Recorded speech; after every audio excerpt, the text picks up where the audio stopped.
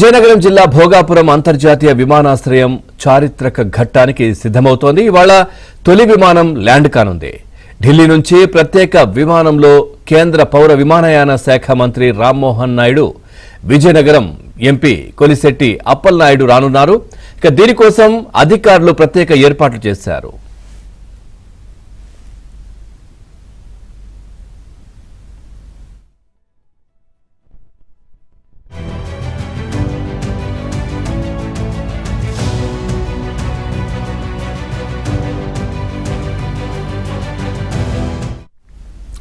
Bhogapuram international airport నిర్మాణ పనులు వాయువేగంతో జరుగుతున్నాయి. 2026 జూన్ కల్లా పూర్తయ్యేలా పనుల్లో వేగం పెంచాలని నిర్మాణ సంస్థ జీఎంఆర్ను సీఎం చంద్రబాబు కోరారు.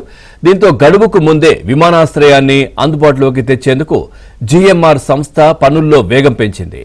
కూటమి ప్రభుత్వం అధికారంలోకి వచ్చే సమయానికి కేవలం 31.80% మాత్రమే పనులు పూర్తయ్యాయి. కానీ కూటమి ప్రభుత్వం వచ్చిన తర్వాత సీఎం చంద్రబాబు, కేంద్ర మంత్రి రామ్మోహన్ నాయుడు పలుమార్లు జీఎంఆర్ నిర్మాణ సంస్థలతో వరుస సమీక్షలు నిర్వహించారు. ఇక ఎయిర్పోర్టు నిర్మాణాన్ని శరవేగంగా పూర్తయ్యేలా చర్యలు తీసుకోవాలని సూచించారు.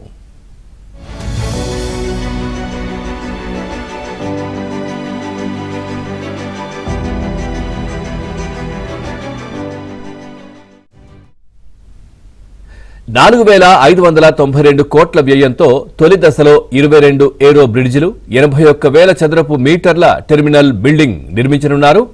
2,203 ఎకరాల్లో ఎయిర్పోర్టును నిర్మించనున్నారు. ఇతర అవసరాలకు ప్రభుత్వంలో మరో 500 ఎకరాలు కేటాయించింది. ఒక్కోటి 3.8 కిలోమీటర్ల పొడవుతో 2 రన్వేలు నిర్మిస్తున్నారు. ఏటా ప్రయాణికులు ఆరంభంలో 60 లక్షల మంది ఉండగా అంచెలంచెలుగా ఈ సంఖ్య 4 కోట్లకు చేరుకుంటుందని భావిస్తున్నారు. 2030 ప్రారంభంలో రెండో దశ నిర్మాణ పనులు మొదలు కానున్నాయి.